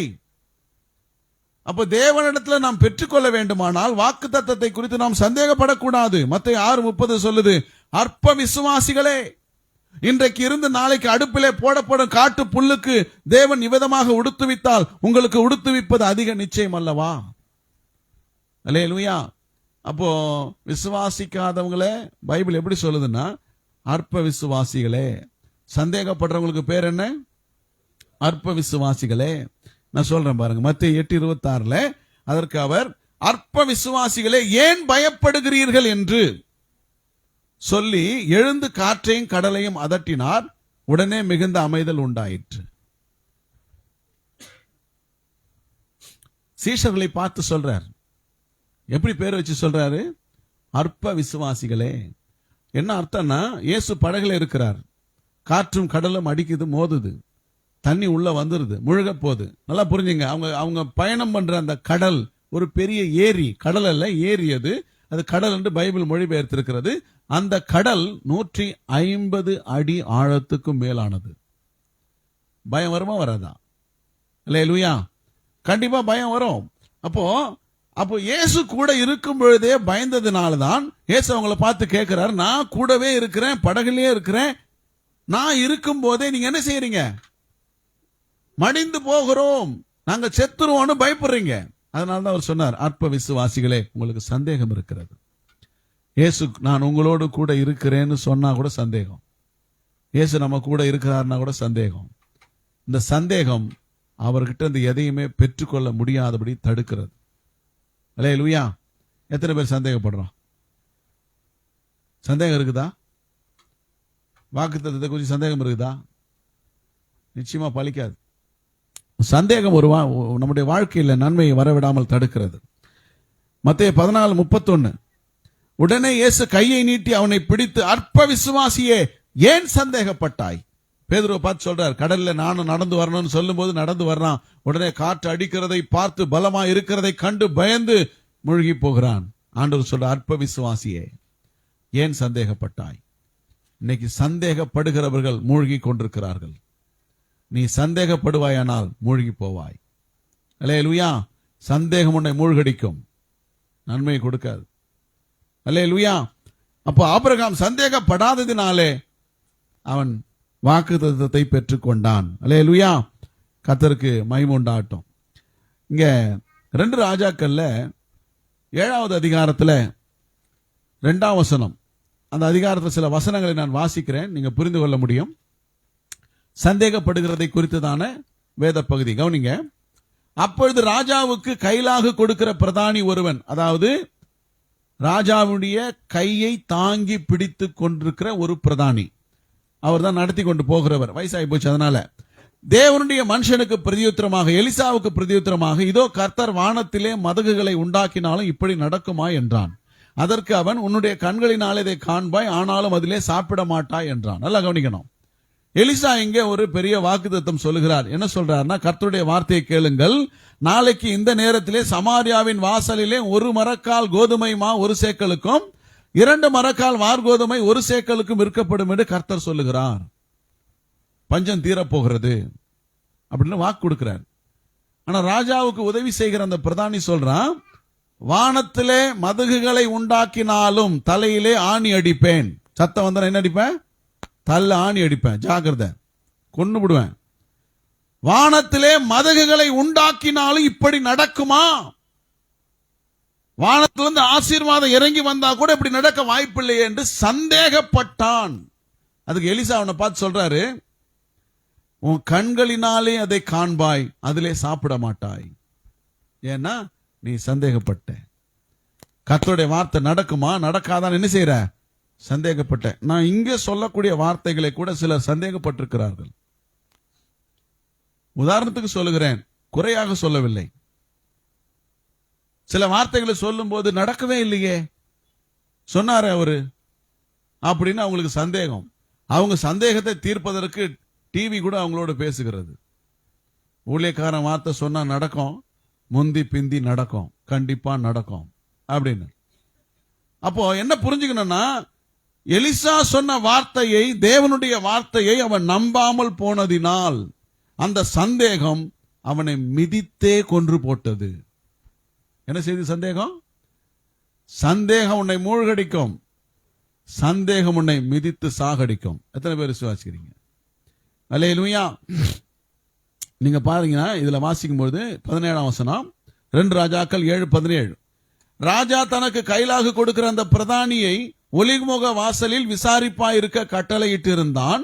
ஒலிமுக வாசலிலே ஜனங்கள் அவனை நெருங்கி மிதித்ததினாலே ராஜா தேவனுடைய மனுஷனிடத்தில் வந்தபோது சொல்லி இருந்தபடியே அவன் செத்து போனான். சந்தேகம் அவனை மிதித்து கொன்று போட்டது. நான் சொல்லுவேன், வாக்குத்தத்தம் நிறைவேறுவதற்கு உனக்கு சந்தேகம் இருக்குமானால் அந்த சந்தேகம் உன்னை மிதித்தே கொன்று போடும். அதனால என்ன செய்யக்கூடாது?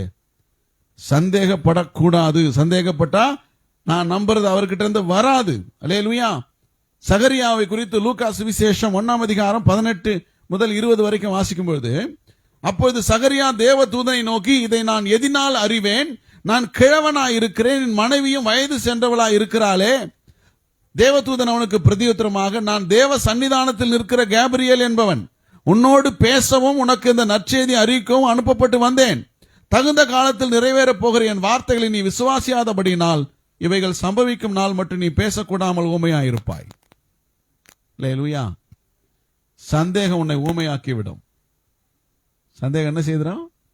ஊமையாக்கிடும், பேசவே மாட்டேன். அப்ப இதெல்லாம் நாம என்ன புரிஞ்சுக்கணும் அப்படின்னா, சந்தேகப்படுகிறவன் தேவனிடத்தில் ஒரு நன்மையும் பெறமாட்டான். நன்மையே பெறமாட்டான். நாம் சந்தேகப்படவே கூடாது. அல்லேலூயா. ஆண்டவர் சொன்னார் மார்க் 11:23-24, இந்த எவனாகிலும் இந்த மலையை பார்த்து நீ பெயர்ந்து சமுதிரத்திலே தள்ளுண்டு போய் என்று சொல்லி தான் சொன்னபடியே நடக்கும் என்று, நல்லா கவனிங்க, தான் சொன்னபடியே நடக்கும் என்று தன் இருதயத்தில் சந்தேகப்படாமல் விசுவாசித்தாள்.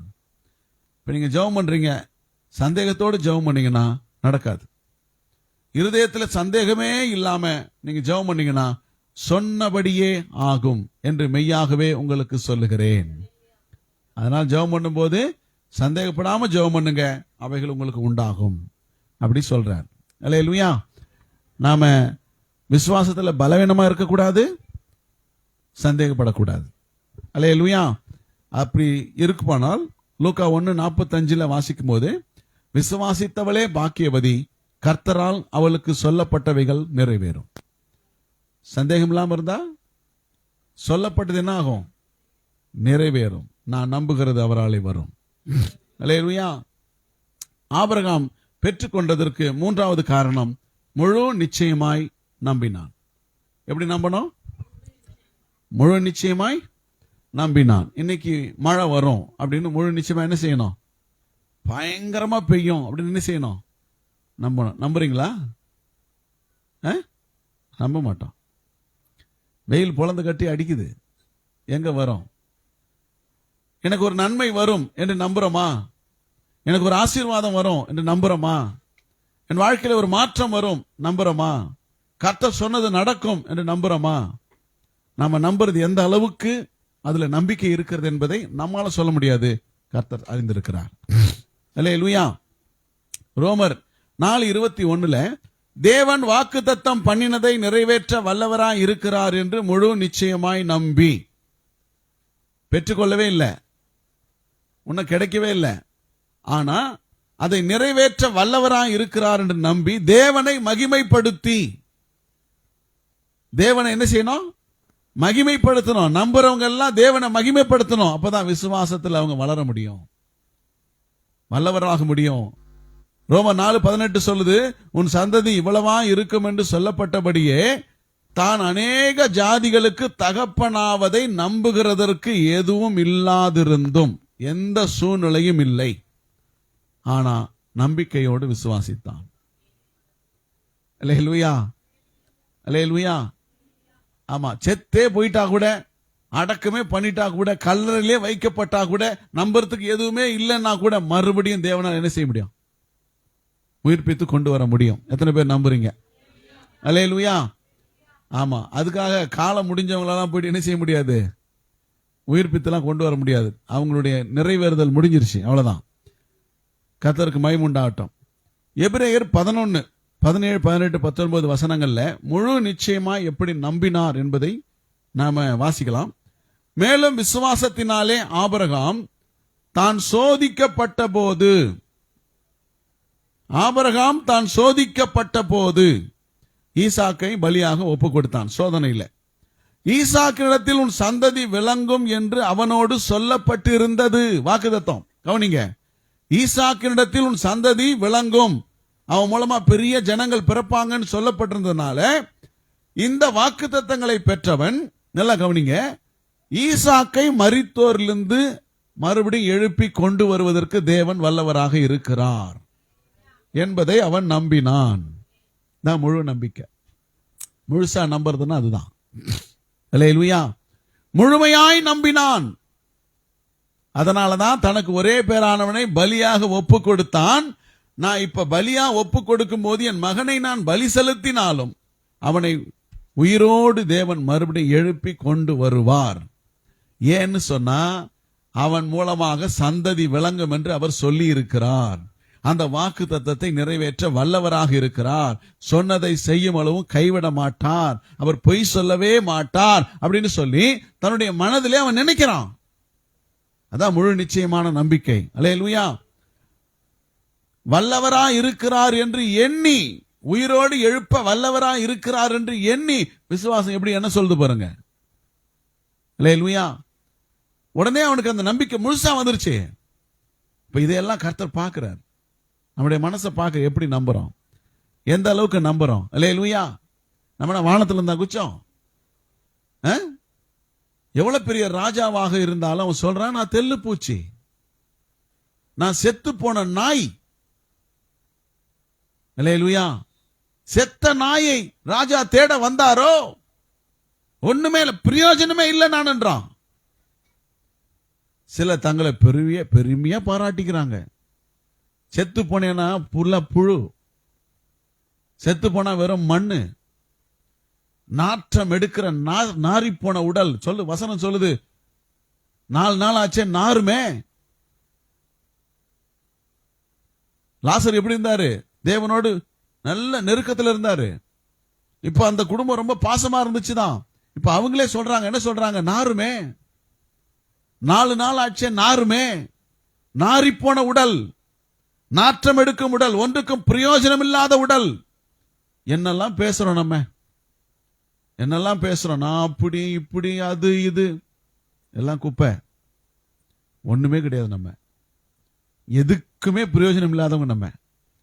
நம்மளை கூட ஆண்டு என்ன செய்யறாரு? பைபிள் சொல்லுது, பாழான நிலத்தில் ஊளையிடுதல் உள்ள அவாந்தர வெளியில் உன்னை கண்டுபிடித்தேன். அல்லேலூயா. உன்னை அழைத்து கொண்டு வந்தேன். அப்படிப்பட்ட நமக்கு ஒரு வாக்கு கொடுக்கிறாருன்னா முழுசா நம்பணும். எசேக்கியாவை குறித்து பைபிள் சொல்லுது, 2 ராஜாக்கள் 18ஆம் அதிகாரம். ரப்சாக்கே 19ஆம் வசனம், அவர்களை நோக்கி அசீரியா ராஜாவாகிய மகாராஜானவர் உரைக்கிறதும் நீங்கள் எசேக்கியாவுக்கு சொல்ல வேண்டியதும் என்னவென்றால், நீ நம்பி இருக்கிற இந்த நம்பிக்கை என்ன? நீ யார நம்பி இருக்கிற? நீ யார் மேல நம்பிக்கை வச்சிருக்கிற? நாங்கெல்லாம் சுத்து போட்டிருக்கிறோம், பட்டணத்தை சூழ்ந்து இருக்கிறோம், கொத்தளம் போட்டிருக்கிறோம், அடுத்து பட்டணத்தை பிடிக்க போகிறோம். இப்ப கூட நீ யார் மேல நம்பிக்கை வச்சிருக்கிற? யார நம்புற? எகிப்த நம்புறியா? எகிப்த நம்புனாக்கா நம்புறவங்களுக்கு அவன் நம்பிக்கை துரோகியா தான் இருப்பான். வேற யார நம்புற? கர்த்தரை நம்புறியா? இல்ல மந்திர ஆலோசனை நம்புறியா? கர்த்தரை நம்புறேன்னு சொன்னா பலிபீடங்கள்லாம் இடிச்சு போட்டான் பாருங்க எசேக்கியா. அப்படி ஜனங்களை பார்த்து பேசுறாங்க. இப்போ அவங்க எசேக்கியாவை பற்றி ஒரு உண்மையை புரிந்து வைத்திருக்கிறத சொல்றாங்க. 30ஆம் வசனத்துல, கர்த்தர் நம்மை நிச்சயமாய் தப்புவிப்பார் அப்படின்னு யார் சொன்னதா? எசேக்கியா சொன்னானா? கர்த்தர் நம்மை நிச்சயமாய் தப்புவிப்பார் என்று எசேக்கியாவினுடைய வார்த்தைகளை நீங்கள் கேட்காதீங்க, அதுக்கு இடம் கொடுக்காதீங்க. ஏன்னா அவன் நம்பிக்கை இங்கு மட்டுமல்ல, அசீரியா வரைக்கும் போயிருக்கிறது. அல்லேலூயா. அசீரிய ராஜாக்கள் வரைக்கும் போயிருக்கிறது. எசேக்கியாவின் சொல்லை கேளாதிருங்கள், அவன் கர்த்தரை நம்ப பண்ணுவான். அல்லேலூயா. கர்த்தருக்கு ஸ்தோத்திரம். நம்ம எவ்வளவு நம்புறோம், எவ்வளவுக்கு அதிகமா நம்புறோம். அல்லேலூயா. எனக்கு ஒண்ணு புரியுது நல்லா. என்ன தெரியுமா? இங்க என்ன ஒண்ணு ஆட்டம் போடு, ஒரு நாள் வரும், அன்னைக்கு உன் நம்பிக்கை வெளிப்படும். அல்லேலூயா. அதனால்தான் சொல்றேன், இந்த நாளில், உனக்கு கிடைத்த இந்த நாளில் உன் சமாதானத்துக்கு ஏற்றவைகளை நீ அறிந்திருந்தால் தப்பிச்சுக்குவ, ஒப்புரவாய்க்க தப்பிச்சுக்குவ, ஆசீர்வதிக்கப்பட்டுருவ. அல்லேலூயா. முழு நிச்சயமாய் நம்பும் போது அந்த நம்பிக்கை நமக்கு சந்தோஷத்தை கொடுக்கும். ரோமர் 12:12 வாசிக்கும் போது, நம்பிக்கையிலே சந்தோஷமா இருங்கள். கர்த்தரை நீங்க நம்பும் போது சந்தோஷமா இருங்க. எப்படி நம்பணும்? சந்தோஷமா நம்பணும். நம்பிக்கை எப்படி இருக்கணும்? சந்தோஷமா இருக்கிறீங்களா? நிறைய பேருக்கு தூக்கமே கலையில. என்ன செய்யல? ஆமா, சண்டேன்னா அவங்க பிக்ஸ் பண்ணிடுறாங்க. நல்லா புரிஞ்சுங்க, அவங்க மைண்ட் இல்ல, சண்டே கம்ப்ளீட் ரெஸ்ட் அப்படின்னு ஒரு ஆர்டர் நீங்க கொடுத்துட்டீங்கன்னா, அந்த ஞாயிற்றுக்கிழமை அன்னைக்கு அந்த மைண்ட் என்ன செய்யாது? சுறுசுறுப்பாவே இருக்காது. அந்த ஆளு சுறுசுறுப்பாவே இருக்க முடியாது. அல்லேலூயா. ஆமா, உங்க மனசுக்கு நீங்க சொல்லணும், ஞாயிற்றுக்கிழமை ஆராதனை, நான் தேவனை ஆராதிக்க வேண்டும். அல்லேலூயா. அப்படின்னு மகிழ்ச்சியா நீங்க அதுக்கு ஆர்டர் போட்டு வச்சிட்டீங்கன்னா அது கரெக்டா செய்யும். நிறைய பேர் அப்படிதான், சோம்பல், எப்போ விடுவாங்க, எப்போ போய் படுக்கலாம், எப்போ போய் பெட்டில் சாயலாம். அல்லேலூயா. சோம்பல் சோம்பல் சோம்பேறி, நமக்கு பேரு சோம்பேறின்னு கூட வச்சிருக்கார். சோம்பேறியே எவ்வளவு நேரம் படுத்திருப்பாய். பேரு கூட நல்லா தான் இருக்கு. இன்னைக்கு நிறைய பேருக்கு அந்த பேர் பொருத்தமாவும் இருக்குது. சோம்பேறிகளே ஆராதனைக்கு ஏன் வந்தீர்கள் அப்படி கேட்டாருன்னா எப்படி இருக்கும்? படுத்து உறங்குங்க போங்க. நம்பிக்கையிலே சந்தோஷமாக இருங்கள். நீங்கள் நம்பினா அது சந்தோஷத்தை கொண்டு வரும். சந்தோஷமா இருந்தா தான் நம்பிக்கை வரும். நம்புறவங்களா சந்தோஷமா இருப்பாங்க. 1 கொரிந்தியர் 15:19 சொல்லுது, நீங்க நம்புறவங்களை பார்த்து ஆண்டவர் சொல்றாரு, இம்மைக்காக நாம் கிறிஸ்துவின் மேல் நம்பிக்கை வைக்க கூடாது. இந்த உலகத்துக்காக, இந்த உலக வாழ்க்கைக்காக, நன்மைகளுக்காக நாம் நம்பிக்கை வைக்க கூடாது. அப்படி வைத்தால் இந்த உலகத்தை எல்லாரை காட்டிலும் நாம் பரிதாபத்துக்குரியவர்களா இருப்போம். உலகத்துக்காக நம்பிக்கை வைக்காதீங்க, கர்த்தருக்காக நம்பிக்கை வைக்கணும். எபிரேயர் 3:14 சொல்லுது, ஆரம்பத்திலே கொண்ட நம்பிக்கை முடிவு பரியந்தம் பற்றி கொண்டால் கிறிஸ்துவனிடத்தில் பங்குள்ளவர்களாயிருப்போம். ஆரம்பத்திலே கொண்ட நம்பிக்கை முடிவு பரியந்தம் உறுதியாய் பற்றி கொண்டிருப்போம் ஆகில் கிறிஸ்துவனிடத்தில் பங்குள்ளவர்களாக இருப்போம். கர்த்தர் நமக்கு ஒரு நல்ல பங்கை வைத்திருக்கிறார். அதுக்கு நம்பிக்கை என்ன செய்யணும்? முடிவு பரியந்தம் பற்றி கொள்ள வேண்டும், பற்றி கொள்ள வேண்டும். சரி, இப்போ நல்லா புரிஞ்சுங்க. நீங்க பரலோகத்துக்கு போன எத்தனை பேர் விரும்புறீங்க? பரலோகத்துக்கு போன எத்தனை பேர் விரும்புறீங்க? அதுக்கு என்ன செய்யணும் தெரியுமா? நாம் கிருபையிலே நம்மை காத்துக்கொள்ள வேண்டும். கிருபையில் என்ன செய்யணும்? கிருபையிலே நம்மை காத்துக்கொள்ளணும், கிருபையிலே நம்மை மறைத்துக் கொள்ளணும். அது எப்படின்னா, ஸ்தேவானை என்ன செய்யறாங்க? கல் எடுத்து எறிகிறாங்க. எல்லாரும் எல்லா பக்கத்திலும் கல் எறிகிறார்கள். கல்லுன்னா இவ்வளவு பெரிய கல்லு, பாறை கல். அதை தூக்கி அடிச்சா என்ன ஆகும்? மூஞ்சி முகமெல்லாம் பேந்துரும். நல்லா கவனிக்கணும். இப்போ அவர் தன்னை கிருபையிலே மறைத்து கொண்டார். ஓடினாரா? ஒளிஞ்சாரா? இப்போ நான் உங்களை கல்லை தூக்கி அடிக்க போறேன். எத்தனை பேர் அடி வாங்குவீங்க? எத்தனை பேர் ஓடுவீங்க? அல்லது தெருவில் யாரோ ஒருத்தர் கல்லை தூக்கி அடிக்கிறாங்க, ஏதோ பண்ண வராங்க, அப்ப எத்தனை பேர் ஓடுவீங்க? எத்தனை பேர் ஒளிஞ்சுக்குவீங்க? அல்லேலூயா. ஏன் ஓடி ஒளியக்கூடாது அப்படின்னா, இந்த வாழ்க்கை இங்க முடிஞ்சாதான் அங்கே தொடங்குகிறது. இங்க அவர் பார்த்த பார்வை பாருங்க, எப்படி பார்த்தார்னா, தேவனை பார்த்தார், இயேசுவை பார்த்தார், மகிமையிலே அங்கு நிற்கிறதை பார்த்தார், அந்த மகிமைக்கு தன்னை வரவேற்கிறதை பார்த்தார். அல்லேலூயா. நல்லா புரிஞ்சுக்கணும். அப்ப நம்முடைய வாழ்க்கையில் முழுமையான ஒரு நம்பிக்கை நமக்கு இருக்க வேண்டும். அந்த நம்பிக்கையை கடைசி வரைக்கும் பற்றி கொண்டிருக்க வேண்டும். அதனாலதான் அவருக்கு ஈசாக்கை கர்த்தர் கொடுத்தார். வாக்கு தத்தத்தை அவர் பற்றி கொண்டார், வாக்கு தத்தத்தை அவர் நம்பினார். அவர் நம்பினது அவராலே வந்தது. அவனுக்கு பேர் ஈசாக்கு. எத்தனை பேர் நம்புறோம்? அல்லேலூயா. நீ நம்பினா ஈசாக்கு வருவான். இந்த வார்த்தை பலருக்கும் பல விதங்களில் புரியணும். நீ நம்பினா யார் வருவாங்க? ஈசாக்கு வருவான். குழந்தை இல்லாதவர்களுக்கு கர்ப்பத்தின் பிள்ளையாக, ரெபேக்காளுக்கு புருஷனாக. அல்லேலூயா. ஒவ்வொருத்தருக்கும் ஒவ்வொரு சூழ்நிலைக்கு ஏற்றவாறு அந்த ஆசீர்வாதத்தை அமைத்துக் கொள்ளணும். நாம் நம்பணும். நம்பினா வாக்கு தத்தத்தை பெற்றுக்கொள்வோம். நாம் நம்புகிறது அவராலே வரும். இரண்டாவது பாத்தீங்கன்னா, சொல்லப்பட்ட பிரகாரமாகவே நடக்கும். பவுல் சொல்றார், அப்போஸ்தலர் 27:25 வசனத்திலே, ஆனபடினாலே மனுஷரே திடமனதாயிருங்கள், எனக்கு சொல்லப்பட்ட பிரகாரமாகவே நடக்கும் என்று தேவனிடத்தில் நம்பிக்கையாக இருக்கிறேன்.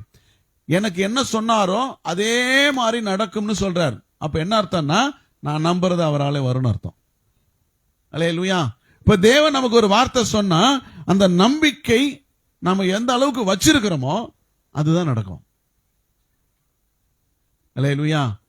அவருக்கு என்ன சொன்னாரு? 27ஆம் அதிகாரத்துல 22 முதல் 24 வரைக்கும், திடமனதா இருங்கள் என்று இப்போது உங்களுக்கு தைரியம் சொல்லுகிறேன். கப்பர் சேதமே அல்லாமல் உங்களில் ஒருவனுக்கும் பிராண சேதம் வராது. ஏனென்றால் என்னை ஆட்கொண்டவரும் நான் சேவிக்கிறவருமான தேவனுடைய தூதனானவன் இந்த ராத்திரியிலே என்னிடத்தில் வந்து நின்று, பவுலே பயப்படாதே, நீ ராயனுக்கு முன்பாக நிற்க வேண்டும். இதோ உன்னுடனே கூட யாத்திரை பண்ணுகிற யாவரையும் தேவன் உனக்கு தயவு பண்ணினார் என்று சொல்லிட்டு போயிட்டாரு. எனக்கு சொல்லப்பட்ட பிரகாரமாகவே நடக்கும் அப்படின்னு அவர் நம்புறார். அல்லேலூயா. நல்லா கவனிங்க, இந்த சூழ்நிலை எப்படிப்பட்டதுன்னு சொல்றேன். ஒரு 3 நாளைக்கு சூரியனே இல்லாமல், சந்திரன் இல்லாமல், வெறும் இருட்டிலேயே நீங்க இருப்பீங்கன்னு சொன்னா உங்க நிலைமை எப்படி இருக்கும்? இது என்ன நாளுன்னே தெரியல, என்ன கிழமைன்னு தெரியல, என்ன டேட்டுன்னு தெரியல, ஒண்ணுமே தெரியல. ஒரு 3 நாளைக்கு அப்படி இருந்தா நம்முடைய மூளை சரியா இயங்கவே இயங்காது. நல்லா புரிஞ்சுக்கணும். இந்த வெயில் வர்றதுனாலையும் இரவு பகல் மாறி மாறி வர்றதுனாலதான் மூளை எப்படி இருக்குது, தெளிவா வேலை செய்யுது. அல்லது இருட்டே இருக்கும்னு வச்சுங்க, மூளை என்ன செய்யாது, வேலை செய்யாது, யோசிக்க முடியாது, குழம்பிடும், கன்ஃபியூஸ் ஆயிடும், சரியான ஆர்டர் கொடுக்க முடியாது. இப்போ இங்க 14 நாட்கள், எத்தனை நாள்? 14 நாட்கள் ராத்திரி இருட்டிலே இருக்கிறாங்க, கடல்லே இருக்கிறாங்க, போராட்டத்திலே இருக்கிறாங்க, பசியோடு இருக்கிறாங்க, பசி மயக்கத்தில் இருக்கிறாங்க. இப்படி பசி மயக்கத்தில் இருந்தா கேர் ஆயிடும், மயக்கம் வந்துடும். இப்படிப்பட்ட நிலையில மூளை வேலை செய்யாது. இப்படிப்பட்ட ஒரு சூழ்நிலையில பவுல் பாருங்க, இன்னைக்கு ராத்திரி என்னிடத்துல தூதன் வந்து நின்று எல்லாரையும் உயிரை காப்பாத்துவேன்னு சொல்லிட்டு போயிருக்கிறாரு, எனக்கு சொல்லப்பட்டபடியே நடக்கும் என்று அவர் சொல்றாரு. எத்தனை பேர் நம்ப முடியும்? அல்லேலூயா. பவுல் சொன்னதை சிலர் அங்க நம்பவே இல்லை. அவர் சொன்னதை நம்பவே இல்லை. ஏன்னா இவர் சொல்றது ஏற்கனவே நம்பல, இப்போ நம்ப போறாங்க. முதல்ல சொன்னாரு, இந்த கப்பல் யாத்திரை நமக்கு சரி வராது, எங்கேயாவது ரெஸ்ட் எடுத்துட்டு போலான்னு சொன்னாரு.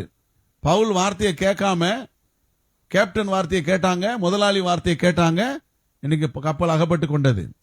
அப்ப சொன்னதையும் கேட்கல, இப்ப சொல்றதையும் சிலர் என்ன செய்யல, கேட்கல. விசுவாசிகளுக்கு பழக்கமே சிறு வயது முதற்கொண்டு நான் சொல்லுகிறதை கேளாமல் போவதே உன் வழக்கம். அவங்க தான் விசுவாசிங்க, கர்த்தரே சொல்லியிருக்கிறார். இப்ப நமக்கு கூட என்னதான் அர்த்தம், 7 மணிக்கு வர சொல்லுவேன், ஆனா கரெக்டா அவங்க லேட்டா தான் வருவாங்க. நான் சொல்றேன், அதனால தான் நீ உருப்படாமே இருக்க. அல்லேலூயா. நீ உன் வேலைக்கு நீ ஏன் லேட்டா போக மாட்ற? உன்னுடைய வேலைக்கு நீ ஏன் லேட்டா போக மாட்ற? உன்னுடைய ஸ்கூலுக்கு நீ ஏன் லேட்டா போக மாட்டேன்ற? திருச்செந்தூர்ல விக்கிரக ஆலயத்துக்குள்ள செல்போன் கொண்டு வரக்கூடாதுன்னு சட்டம். செல்போனை கொண்டு வரக்கூடாது, மீறி கொண்டு வந்தால் அபராதம் விதிக்கப்படும், செல்போன் பறிமுதல் செய்யப்படும் என்று சட்டம் போட்டிருக்கிறாங்க. நீ தேவாலயத்துக்கு வரும்போது பைபிள் எட்டு வர்றதில்ல, செல்போன் தான் எட்டு வர்ற. உன்னுடைய பக்தி பெரியதா, அவங்க பக்தி பெரியதா? அல்லேலூயா. நடை திறக்க வேண்டும், தரிசனத்தை பார்க்க வேண்டும் என்று 2-3 நாளா கியூலையும் உட்கார்ந்துகிட்டும் பழுத்துக்கிட்டும் கிடக்கிறான், ராத்திரி பகலா, அங்க விக்கிரகத்தை பார்க்கறதுக்கு. தேவனை பார்க்கிறதுக்கு எத்தனை மணிக்கு வர்றோம்? எவ்வளவு பெரிய காலதாமதம். அவங்க விசுவாசிங்களா, நாம விசுவாசிங்களா? அவங்களுக்கு பக்தி இருக்குதா, நமக்கு பக்தி இருக்குதா? அல்லேலூயா. அதனாலதான் பக்தி உள்ளவங்களை கர்த்தர் தெரிஞ்சுக்கிறார், நம்மளை ஓரம் தள்ளிடுறார். பக்தி இல்ல. இன்னைக்கு பவுலுக்கு சூழ்நிலை சரியில்லை, ஆனா அவர் சொல்லப்பட்டபடி நடக்கும் என்று தேவன் மேல் நம்பிக்கையா இருக்கிறதுனாலே பைபிள் சொல்லுது, 14 ராத்திரி ஆனா என்ன, 400 ராத்திரி ஆனா என்ன, எத்தனை ராத்திரி ஆனாலும் சரி, தேவன் சொன்னதை செய்கிறவர். நம்பிக்கை இருக்குதா? சொன்னதை செய்வாரா? அல்லேலூயா. சொன்னதை செய்கிறவர் தான் தேவன். அதனாலதான் பாத்தீங்கன்னா அவங்கள கர்த்தர் கரை சேர பண்ணினார். 41 வசனம் 44 வசனம் சொல்லுது, மற்றவர்களில் பலகைகள் மேலும் கப்பல் துண்டுகள் மேலும் போய் கரையேறவும் கட்டளையிட்டான். இவ்விதமா எல்லாரும் தப்பி கரை சேர்ந்தார்கள். சொல்றத நம்பினா கரை சேருவேன், சொல்றத நம்பலனா கரை சேர மாட்டேன். எத்தனை பேர் சொல்லப்பட்டதை நம்புகிறோம்? தேவன் சொன்னதை நம்பினால் நான் நம்புகிறது அவராலே வரும். கர்த்தர் நம்மை கரை சேர பண்ணுவார். எத்தனை பேர் விசுவாசிக்கிறீங்க? அல்லேலூயா. ஆதியாகமம் 21:1 சொல்லுது, கர்த்தர் தாம் சொல்லி இருந்தபடி, கர்த்தர் தாம் சொல்லி இருந்தபடி. இந்த வார்த்தை ரொம்ப முக்கியம். சாராள் பேரில் கடாட்சமானார், தாம் உரைத்தபடி செய்தார், சொன்னதை செய்தார். அல்லேலூயா. எத்தனை பேர் கர்த்தர் சொல்லி இருக்கிறார்? சொன்னா கண்டிப்பா செய்வார். நம்புங்க. 107 சங்கீதம் 30 வாசிக்கிறோம், அமைதல் உண்டானது நிமித்தம் அவர்கள் சந்தோஷப்படுகிறார்கள், தாங்கள் நாடின துறைமுகத்தில் அவர்களை கொண்டு வந்து சேர்க்கிறார். தாங்கள் நாடின துறைமுகத்தில் பவுலும் அவங்க கூட இருந்தவங்களும் 276 பேரும் மெலித்தா தீவில இந்த துறைமுகத்தில் கரை சேர்ந்தார்கள். கரை சேரப்படினார். கலைசெல்விக்கும் வீட்டுக்காருக்கும் பயங்கர டிஸ்கஷன். வாரம் என்னதான் டிஸ்கஷன் தெரியல. கர்த்தர் ஆசீர்வதிப்பார். மாற்றிக்கொள்ளுங்கள். அல்லேலூயா. கர்த்தர் சொன்னதை செய்கிறவர். நீ நம்பனா செய்வாரு, நம்பனா கரை சேருவ, இல்லனா பாதி கடலே உள்ள போக வேண்டியதான். 3வது, ஒப்பு கொடுக்கப்பட்ட ஊழியத்தை அவர் நம்பினார். பவுல் சொல்றார், கர்த்தர் எனக்கு ஊழியத்தை ஒப்பு கொடுத்தார், அந்த ஊழியத்தை நம்பி எனக்கு ஒப்பு கொடுத்தார், அதை என்னை கொண்டு ஆசீர்வதிப்பார் என்று நான் நம்பினேன். உங்க கையில ஊழியத்தை ஒப்பு கொடுத்திருக்காரா? என்ன ஊழியம் ஒப்பு கொடுத்திருக்கார்? ஒரு குடும்பத்தை உன் கையிலே கொடுத்திருக்கிறார். இந்த குடும்பத்தை நேர்த்தியாய் நடத்தி தேவனிடத்திலே கொண்டு சேர்ந்து, அதான் உன்னுடைய பொறுப்பு, அதான் உன்னுடைய ஊழியம். உன் குடும்பத்தை என்ன செய்யணும்? நல்லா மேய்த்து கர்த்தர்கிட்ட கொண்டு போய் சேர்ப்பது தான் தேவனுக்கு கொடுத்திருக்கிற ஊழியம். இந்த ஊழியத்தை நீ நல்லா செய்யணும். சில பிள்ளைகளை சரியான முறையில் வளர்க்கறது இல்லை. சொல்றாங்க, சொல் பேச்சு கேட்காது, போட்டோம் போ, சாப்பிட்டோம் போ. அது சாகிறதுக்கு ஏன் உனக்கு பிள்ளையா பிறக்கணும்? உனக்கு ஏன் கர்த்தர் கொடுக்கணும்? பிள்ளை பிறக்கிறதுக்கு முன்னாடி என்னெல்லாம் போறாங்க, ஜெபம் பண்றாங்க, மருத்துவமனைக்கு போறாங்க, அது இதுன்னு அலறாங்க, எவ்வளவு கஷ்டப்படுறாங்க. பிள்ளைய கொடுத்த உடனே கர்த்தரையும் மறந்துடுறாங்க, தேவ சமூகத்தையும் மறந்துடுறாங்க, பிள்ளைய கூட மறந்துடுறாங்க. உன்னை நம்பி கொடுத்திருக்கிறார் இந்த ஊழியத்தை. அந்த ஊழியம் உன் கையில கொடுக்கப்பட்டிருக்கிறது. நம்பினதனால்தான் கர்த்தர் கொடுத்தார். 2 கொரிந்தியர் 1 8, 9, 10 வசனங்கள்ல, சகோதரரே, ஆசியாவில் எங்களுக்கு நேரிட்ட உபத்திரவத்தை நீங்கள் அறியாதிருக்க எங்களுக்கு மனதில்லை. என்னவெனில், பிழைப்போம் என்கிற நம்பிக்கை அற்று போகத்தக்கதாக எங்கள் பலத்திற்கு மிஞ்சின அதிக பாரமான வருத்தம் எங்களுக்கு உண்டாயிற்று. நாங்கள் எங்கள் மேல் நம்பிக்கையாயிராமல் மரித்தோரை எழுப்புகிற தேவன் மேல் நம்பிக்கையா இருக்கத்தக்கதாக மரணம் வரும் என்று நாங்கள் எங்களுக்குள்ளே நிச்சயித்திருந்தோம். அப்படிப்பட்ட மரணத்திலிருந்து எங்களை தப்புவித்தார், இப்பொழுது தப்புவிக்கிறார், இன்னும் தப்புவிப்பார் என்று நம்பி இருக்கிறோம். இந்த சம்பவம் அந்த கப்பல் யாத்திரையில நடந்தது அல்ல. கப்பல் யாத்திரையில நடைபெற்ற சம்பவம் கிடையாது. இது எதை சொல்றார் அப்படின்னா, எபேசுவிலே நடந்த சம்பவம். எபேசுவிலே நடந்திருக்கிற ஒரு விஷயம் என்னன்னா, தெமேத்திரியு அப்படின்னு சொல்லக்கூடிய ஒரு தட்டான் தியானாளின் கோவிலை மிகைப்படுத்தி பேசுகிறான். தியானாலை போல, கோவிலை போல சிறிய விக்கிரகங்களை செய்து அதனால பிழைப்பு செய்து கொண்டிருக்கிறான். அந்த டயானா கோவில் எபேசுல புகழ்பெற்ற கோவில். பழங்காலத்தில் 7 அதிசயங்களில் ஒரு அதிசயமாக அந்த கோவில் இருந்திருக்கிறது. அல்லேலூயா, கர்த்தருக்கு ஸ்தோத்திரம். இந்த கோவிலினுடைய அளவு பார்த்தீங்கன்னா 425 அடி நீளம், 220 அடி அகலம், 60 அடி உயரம் கொண்டிருந்தது. 7 அதிசயங்களில் ஒன்று. இது பளிங்கு கற்களாலான 127 பெரிய தூண்களை கொண்டுள்ளது. பளிங்கு கற்கள். அதனாலதான் அது அதிசயங்களில் ஒன்றா இருந்திருக்கு. கிபி 5ஆம் நூற்றாண்டில் இது சிதைக்கப்பட்டு போயிருக்கிறது. மறுபடியும் அதை என்ன செய்திருக்காங்க? கட்டியிருக்கிறாங்க. இந்த டயானா அப்படின்னு சொல்லக்கூடிய இந்த கோவில், தியானால் அப்படின்னு சொல்லக்கூடிய ஒரு விக்கிரக கோவில் புகழ்பெற்று இருந்ததுனால, அத மாதிரி சிலையெல்லாம் செய்து விற்கிறதுனால பெரிய பிழைப்பங்க நடந்திருக்கிறது. இதையெல்லாம் பவுல் கண்டித்து பேசியிருக்கிறார். இதெல்லாம் கடிந்து பேசியிருக்கிறார். அதனால மிகப்பெரிய கஷ்டத்தையும் உபத்திரவத்தையும் அவங்க கொடுத்திருக்கிறாங்க. நல்லா கவனிங்க. இந்த தெய்வம் எப்படி, இந்த விக்கிரகம் எப்படிப்பட்ட விக்கிரகம் அப்படின்னு சொன்னா, உடம்பெல்லாம் அதற்கு மார்பு. இந்த விக்கிரகத்துக்கு எப்படி இருக்கும்? விக்கிரகம் எப்படி இருக்கும்னு சொன்னா, அது உடம்பெல்லாம் மார்பு கொண்ட விக்கிரகம். அதுக்கு பேர் காம கடவுள். காம கடவுள். தேவதாசி முறையை அந்த இடத்துல அவங்க என்ன செய்வாங்க? பிரகடனப்படுத்துவாங்க. அப்படிப்பட்ட ஒரு காம கடவுள். இன்னொரு கடவுள் இருக்கு, உடம்பெல்லாம் கண்ணு. உடம்பெல்லாம் என்ன இருக்கும்? கண்ணு. இந்த மாதிரி அகோர ரூபம் கொண்ட விக்கிரகங்களை வணங்கி அதன் மூலம் பிழைப்பு நடத்தி அது தெய்வம் என்று சொல்லி அந்த ஆராதனையில் நடந்திருக்கிற வேளையில பவுலுக்கு அதை எதிர்த்து பேசினதுனாலே பயங்கரமான ஒரு உபத்திரம் அங்கே வந்திருக்கிறது. அதைத்தான் பவுல் இங்கே எழுதுகிறார். ஆசியாவிலே எங்களுக்கு நேரிட்ட உபத்திரவம், நாங்கள் பிழைப்போம் என்கிற நம்பிக்கை அற்றுப்போனது, கர்த்தர் எங்களை தப்புவித்தார். அல்லேலூயா. அப்ப தேவன் உனக்கு ஒரு ஊழியத்தை கொடுத்திருக்கிறார், ஒரு குடும்பத்தை கொடுத்திருக்கிறார், ஒரு பொறுப்பை கொடுத்திருக்கிறார். அந்த பொறுப்பை நீ கரெக்டா செய்வேன்னா, உபத்திரவத்தை பார்க்காம நீ தேவனிடத்துல நம்பி அதை ஒப்பு கொடுப்பேன்னு சொன்னா நீ நம்புறது அவராலே வரும். அல்லேலூயா. உன் குடும்பத்துக்கு வேண்டிய நன்மைகள் அவரு கொடுப்பார். நீ என்ன நம்புறியோ அது அவராலே வரும். ஏன்னா அவர் தான் சொல்லியிருக்கிறார், மரணத்திலிருந்து தப்புவித்தார், இப்பொழுதும் தப்புவிக்கிறார், இனிமேலும் தப்புவிப்பார், இனிமேலும் தப்புவிப்பார். காரணம், அவர் எனக்கு கொடுத்த ஊழியத்தை நான் நம்பி நான் செய்கிறேன், கர்த்தர் கையில அது ஒப்பு கொடுக்கிறேன். அல்லேலூயா. நம்பணும். ஒரு ஊழியம் கொடுத்தா என்ன செய்யணும்? நம்பிக்கையோடு செய்யணும். இது என்னை ஆசீர்வதிக்கும், இது என்னை ஆசீர்வதிக்கும். அல்லேலூயா.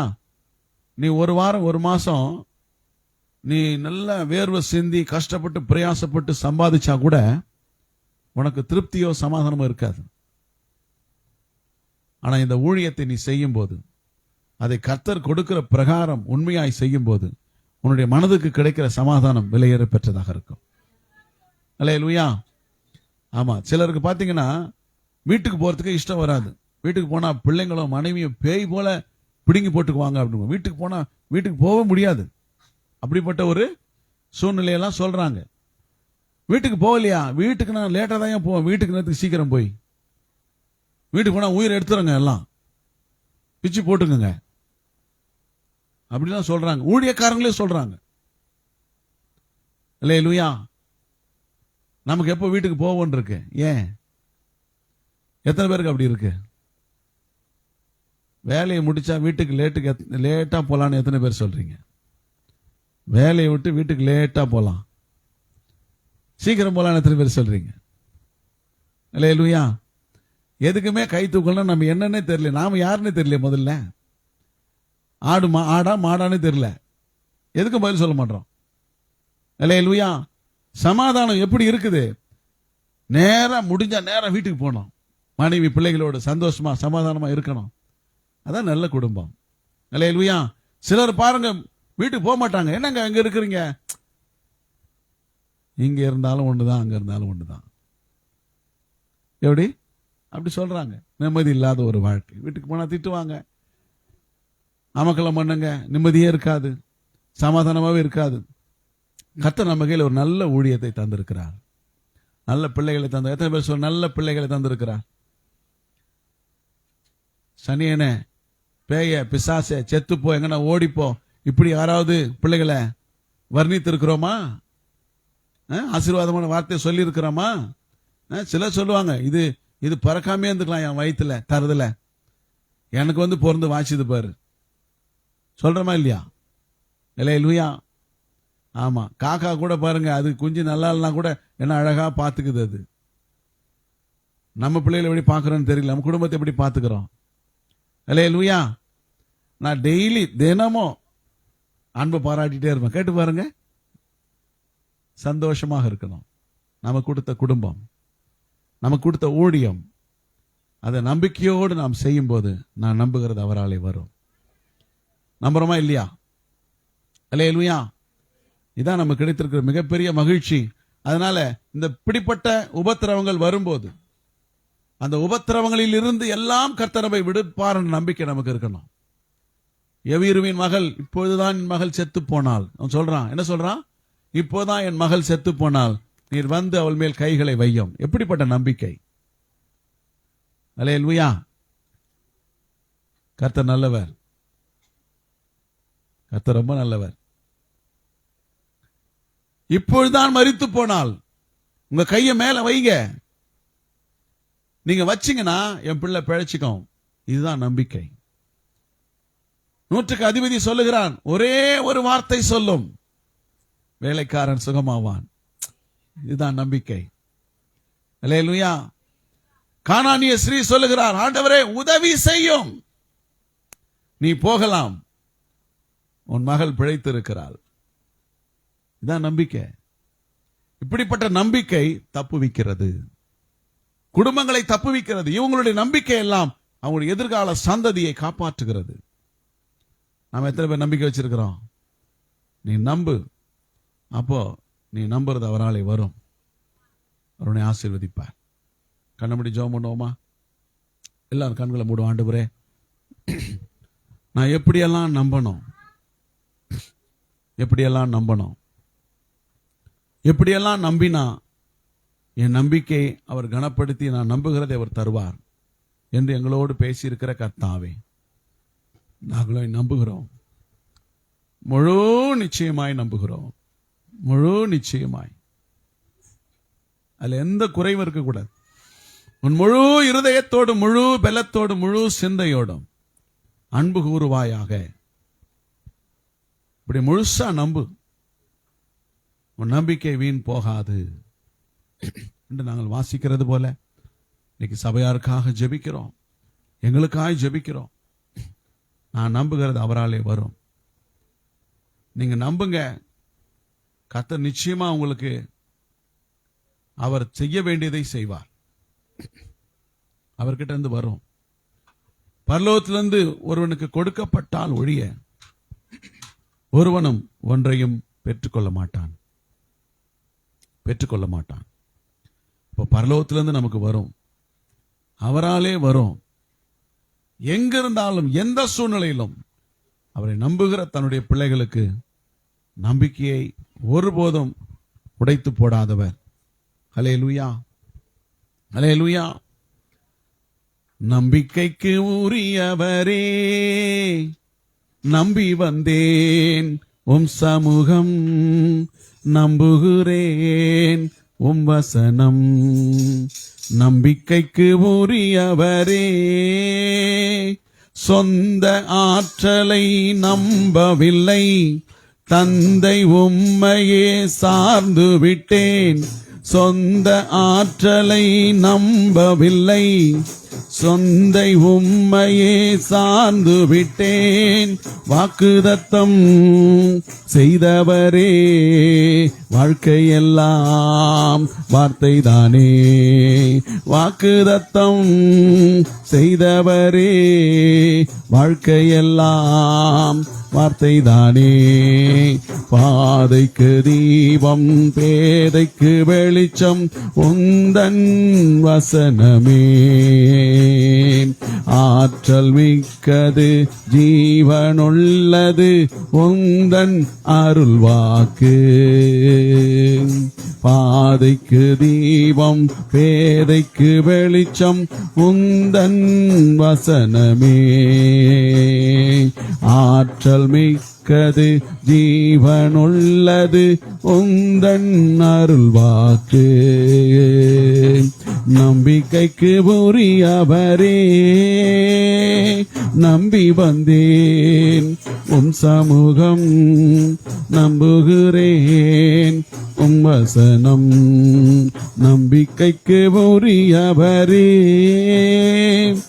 உம்மை நம்புகின்ற மனிதர்களை உமது அன்பு என்றும் சூழ்ந்து கொள்ளும். உம்மை நம்புகின்ற மனிதர்களை உமது அன்பு என்றும் சூழ்ந்து கொள்ளும்.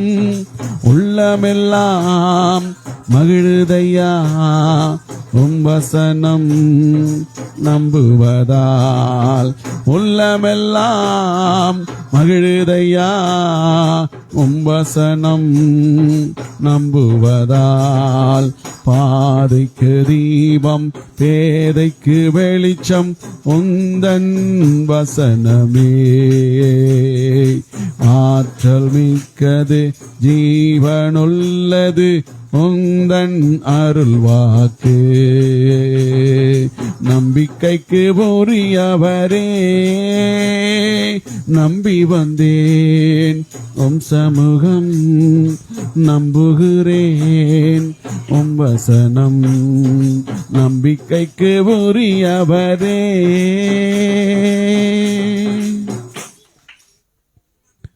முழுமையாய் நம்புவோம்.